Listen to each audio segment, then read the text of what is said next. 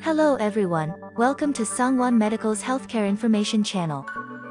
Have you ever thought understanding the needleless connector? It's a very simple design, with a protective screw cap at the top and a special compartment with internal subdivisions for organized flow. What makes this tiny device a safety hero in the hospital? This is the needleless connector, also known as the injection cap. Its biggest advantage is safety. By removing needles from the connection process, we drastically prevent accidental needle stick injuries for medical staff. So, how does it work? It's a closed system.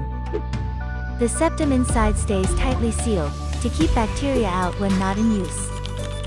It only opens when you twist in a syringe or a Luer lock IV set. For the best stability and safety, it's recommended to use this connector with a pre-filled syringe. Safe connections mean safer care.